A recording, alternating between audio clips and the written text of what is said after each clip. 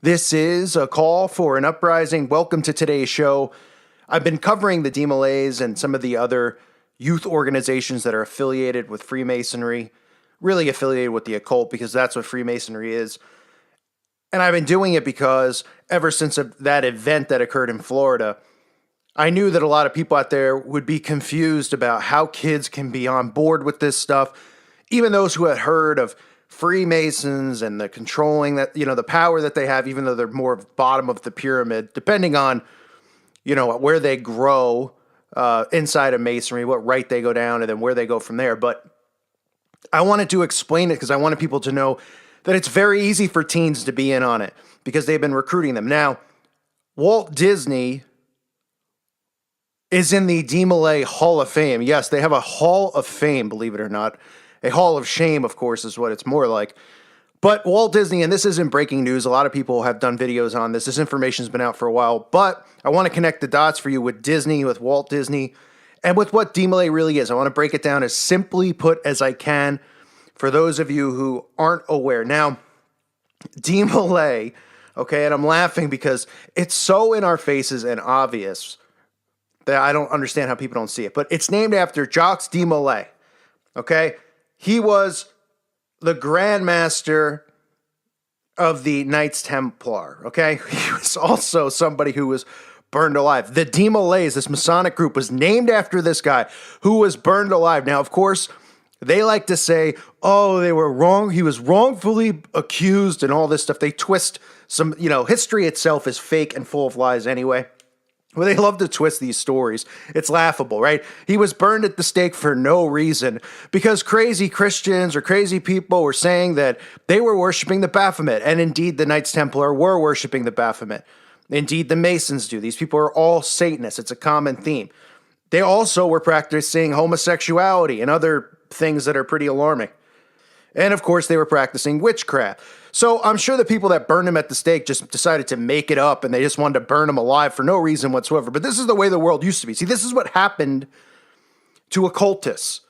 Okay, people didn't allow it to go on. And if it did, this was the consequence.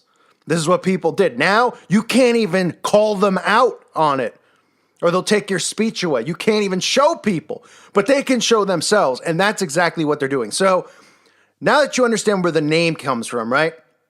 DMLA. The fact that they're honoring someone who was burned alive, who worshiped the Baphomet, who was involved in homosexual orgies and all sorts of perversion and magic, shows you exactly what the organization is about, right?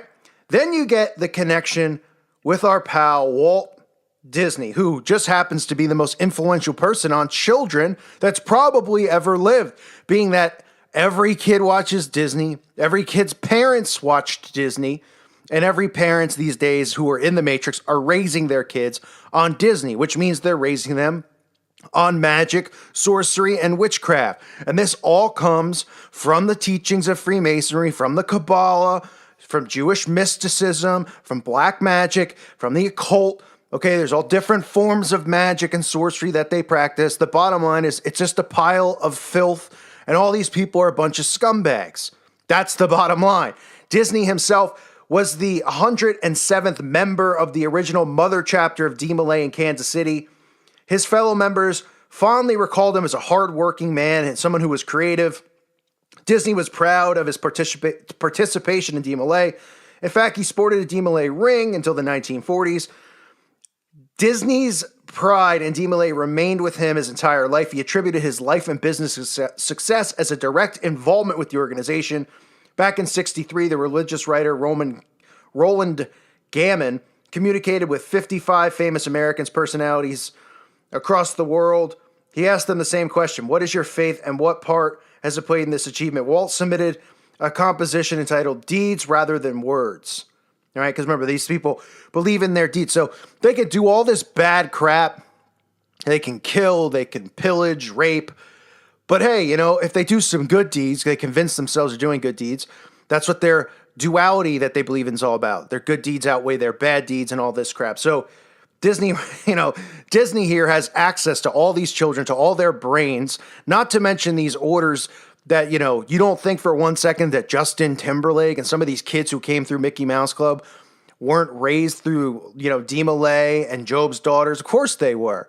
They even openly, if you search, you can find that Disney has their own Dee Malay, kids foundation, own Dee Malay's kids football team and stuff. There's videos on YouTube. It's just like, it's out in the open, right? So Disney, of course, somebody who has all this influence over kids, Dee Malay himself, Dee Malay Hall of Famer, right? And then put one and one together with how, I feel like an idiot saying Dee Malay Hall of Famer. I mean, give me a break, really? People getting Hall of Fames for, Dee Malay. We got wrestling Hall of Fames for people that fake fight. What's next? Really? Jeez. They can have a Plumbers Hall of Fame, which I actually would respect more than any of this stuff because plumbers actually do work. But anyway, I'm going off topic. But look here. Look here at some of these other famous Dee Malays, right? And you'll find something funny. Of course, you'll see guys like Bill Clinton on there. And you'll see a lot of politicians and a lot of astronauts, right? Lots of them. Look at all these astronauts and politicians and actors. Must be a coincidence, right? A lot of these people come through here and become famous, become presidents. Give me a break. And I'll show you a video clip at the end. You'll just roll your eyes at who's, how they speak of Dee Malay and who is there to present an award for the Dee Malay. But one other thing I wanted to show you is I was looking up stuff on Dee Malay ever since this event because I really was trying to dig and find information on these kids, possible different names, aliases. It's really almost impossible for me, at least. I don't have the capability or the database, and I don't know where I would find it, but to get into a database to find out members of certain lodges. I looked up all the lodges down in Florida. I looked up all the Dee Malays, at least, within a certain mile radius of there, trying to see if these kids had their names in there, their fathers, or, any of the people involved in the sheriff's department. I couldn't find much because they're not going to just announce it.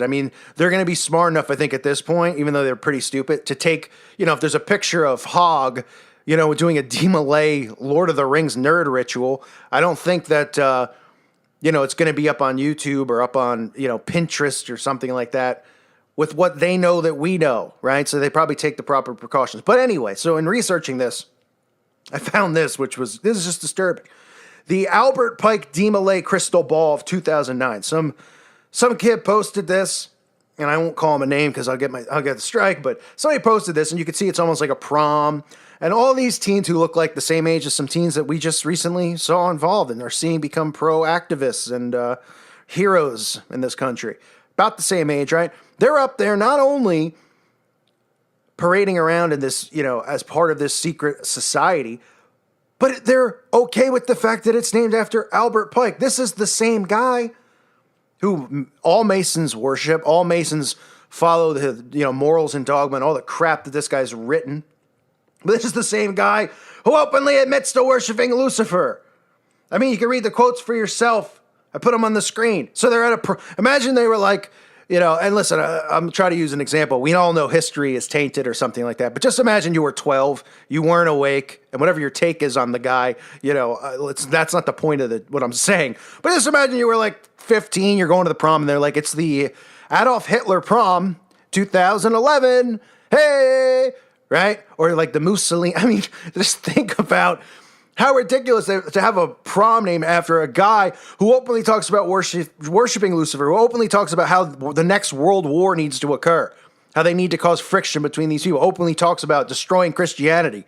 And these people just have a prom in his name, and they put it up on YouTube. It's all there for people to see. All right? So these kids, they're recruited, whether it's their parents, whether it's a friend of a friend. This is how it happens. This is how they network. This is how you get kids on board. It's not hard to think. People go, well, how could everybody be in on? How can this person? Just remember the video I did yesterday about the destruction of a certain building down there in Florida. Okay, the building was torn down. It was a building for freshmen, right? All these kids happen to be seniors. I guess they were all real close friends with freshmen, which doesn't sound weird. I'm not saying that it's out of the realm of possibility that somebody's sister or brother could have been one of them or something like that. Didn't hear any stories like that. But it was in that building where new kids could have just come in and left and nobody would have known, right? Things that make you go, But anyway, I just wanted to give you some of those things to keep in mind, that there's children out there who are learning about Pike through Dee Malay, through Job's Daughters. You'll see them troll in the comment section. They're pathetic trolls. They think that by coming here and psychologically trying to say stuff to me like, you're a horrible person, I'm going to flag your channel. Like, I give a crap, because I could psychologically destroy these people if they really wanted to. I could care less. I love conflict. I don't care. You can come here and say something about my mother. I don't care. Doesn't matter. I'll troll you right back, and I'll troll you 10 times harder. So the CIA or whoever could send in thousands of trolls. I'm not going to go, oh man, I should shut my channel down. Or, oh man, my feelings are hurt. I love it. Because I know if I ever, I know verbally I could say something back and destroy their minds. So please, no thanks. But if you'd like, I'm okay with it too. So Walt Disney, a Hall of Famer in the Dee Malay, I wanted to point that out just so you guys know how kids are influenced, where it comes from, the connections, all these people of power. What a coincidence, the list of astronauts and everyone else. And take a look at this clip on your way out and tell me if that face looks familiar. A proud 33rd degree Freemason and former president of the United States, showing his connection and his fondness of Dee Malay. Give me a break. Nancy Blodgett from Mound City, Missouri. The telephone number is Judson 67000, or it's box 191, Radio City Station. Well, we've been talking about the Order of Dee Malay tonight. For those of you who haven't heard the story, I'm sure almost everyone in the whole world has heard about Dee Malay. This is an organization that started with one boy and his 8 friends. An organization that in one man's lifetime started from that one boy to today. It is nearly 3 million young men in all of the free countries of the world. The important thing in any organization, of course, is the spark plug of the organization, the person who has the brilliant idea and follows the star. I'd like to introduce the gentleman who founded Dee Malay and has been its president ever since, my very good friend, Mr. Frank Land.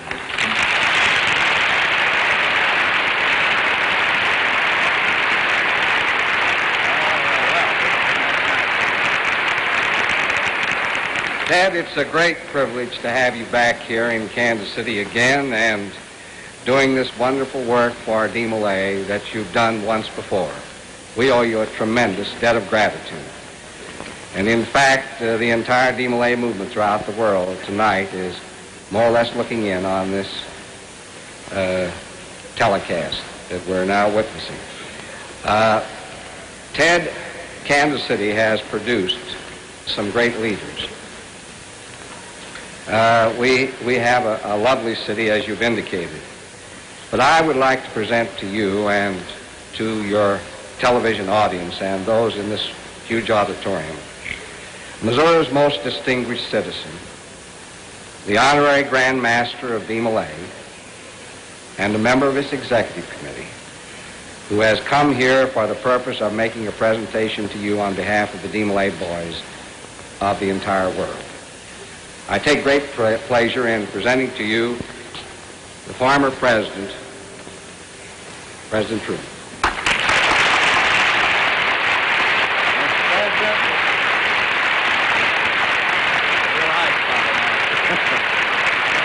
Thank you very much. Ted, it's a very great pleasure to me on behalf of Dee Malay to present you with this plaque, which reads like this: Ted Mack, whose interest in American youth is traditional, who is a symbol of the helping hand to young and old, whose kindness and friendly advice is an inspiration to all whose visit to the American home is a longed-for delight, who has helped thousands to attain their cherished dreams. We thank him for his help and wish him and his a long life of good health and happiness. The Order of Dee Malay by Frank Land, founder. Kansas City, Missouri, April the 29th. Well, this is one of the nicest things I've ever received in my life. Frank, I know you know how deeply I appreciate it. And Mr. President, may I say that this is one of the high spots in my whole life. To have you present this to me, I thank you very, very much. You've made me a happy man tonight. Not the first time I've seen you. No, it isn't, I had a session with you when I was President of the United States. You did, sir, but we couldn't get you to play the piano because you were not an amateur at that time. Keep up the good work. I never was an amateur, I hope, in anything but politics. Thank you so much, both of you.